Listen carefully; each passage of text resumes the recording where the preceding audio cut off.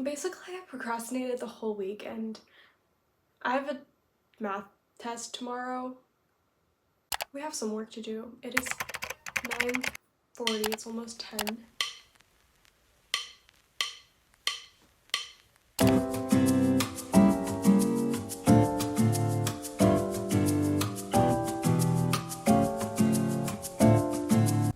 We're gonna get to planning, to doing work. The grind is back. I took a shower so I can feel better, and I also got rid of all the makeup.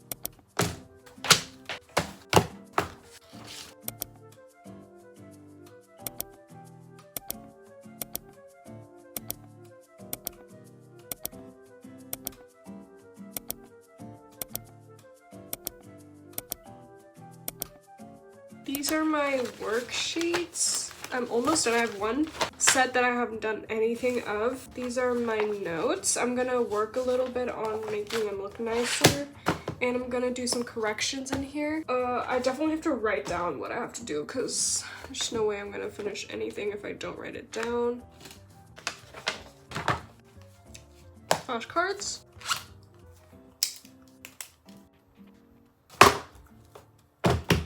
I have all these exercises to do in the textbook, but I'm not sure if I'm actually gonna do all of them because I don't know if that's necessary.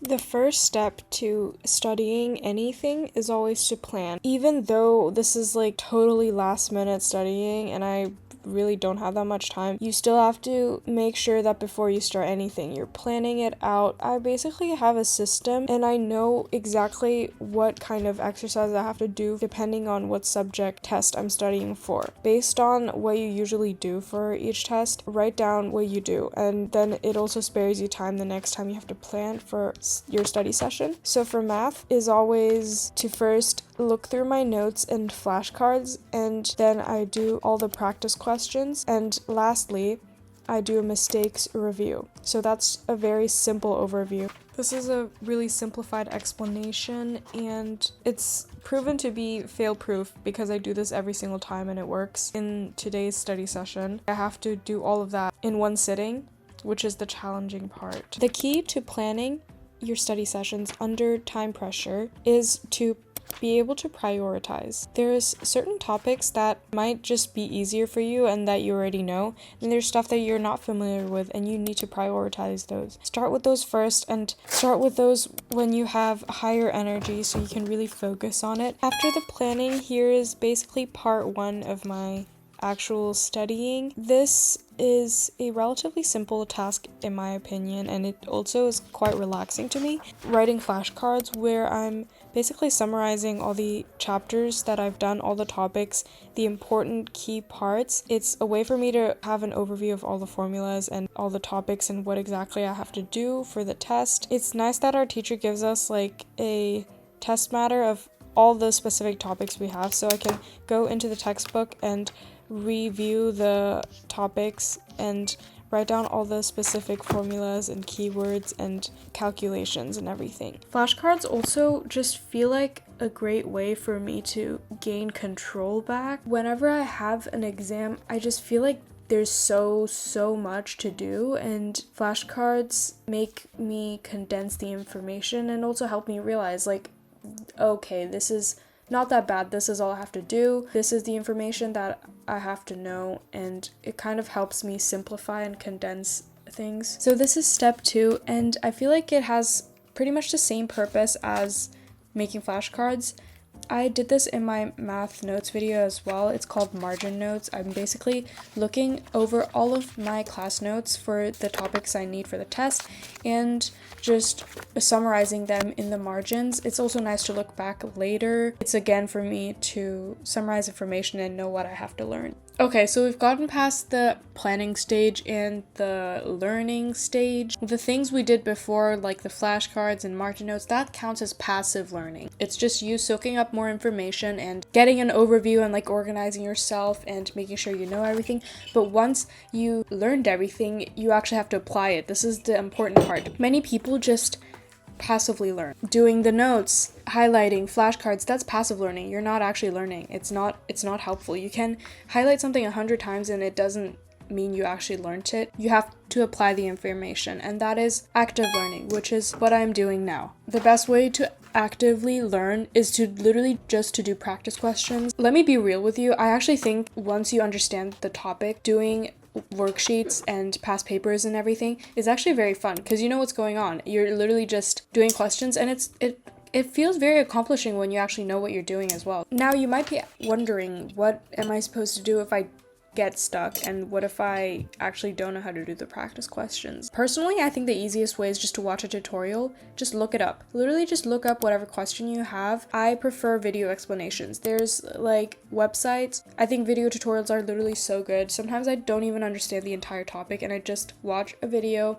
I recommend Organic Chemistry Tutor. He's amazing. But you don't have to go to a specific YouTuber. Literally just search it up and you'll find something. Utilize technology for when you're studying. Sometimes when I'm desperate, I go to ChatGPT. Like, if you need help, then just go look for help. It's okay. I'm doing this little worksheet hack that I got on derivatives. After all the worksheets, I'm gonna do the book exercises. That is gonna be a lot more time consuming, and I already can tell that that's gonna be harder, but we're gonna pull through. It's okay. I'll try to do a little bit of each type of exercise so I can get a full understanding of all the possible kind of question types that could come up. I took a really long break, like of 1 hour. I was just like hanging out with my mom and my sister and then printing out worksheets and like stuff like that and just doing like literally anything but working because I'm tired. Printed out my formula booklet. This is the IB math formula booklet. All these sections that are crossed out are like the higher level only. I take standard level because I'm scared and I don't want to challenge myself too much. So special points using differentiation, points of inflection, stationary points. I literally don't. Wait, point of inflection is when I love having a pen like this where you have all the different colors in one. I use the black to write to do the exercises, and to correct I use the red one. So I'm continuing with my practice questions. This is taking a long time, and as I just said, I have 2 sets of practice questions. The packets I got in worksheets, but I also have exercises to do in the textbook, so that's 2 different things, but it's basically the same concept. It's just practice questions. And as you can see, I put on a lot of music in the background because it really helps me stay motivated, but it's also not distracting for me. It is currently 3:01. I have just finished all of the practice questions. For now, I'm gonna take a break because I literally did all of the practice questions and I'm really tired now. After I finished all of the worksheet packets, I started doing textbook exercises. As you can see, I had my textbook out and I was working. So on the topic of taking breaks, I know that a lot of people like the Pomodoro method. Personally, does not work for me at all because I don't like being taken out of my flow. So instead of taking the breaks every 25 minutes, I just take a break whenever I feel like I'm getting tired or after I finish a task. I think that works a lot better for me. I had dinner. Oh my god, that last study session was literally, bro, I was actually so like into it. Like, I'm gonna put on some more music because honestly, I was listening to Look What You Made Me Do on literal repeat. I don't know why. That song has me in a chokehold right now. I don't even know why. Now that you've finished doing all the practice questions, it's time to go over everything again. This is what I call the review/mistake analysis. I think it's so important to do mistake analysis. You often find like a common theme within your mistakes. Like if there's a common problem, it's especially in math, like there might be something you're always forgetting, like a decimal point or like, I don't know. I just realized I really should have started studying earlier because there's no way I can finish what I want to finish. There's certain topics where I definitely lack in knowledge and I don't have time to learn it again. Like, I don't have time to learn it anymore. This is why you should not procrastinate to last minute. I don't know how it will go tomorrow. I'm praying that the teacher gives us easier questions this time. The test went so badly. I did not feel like I did well at all. There were like 2 or 3 exercises with like major points. Like, I could not do them. The algebra was not algebraing, the math was not mathing. I was doing it and I was like, first of all, for my last test, which was also not the best, I used to be the type to score full marks in math. For the last one, I got 73 points out of 80.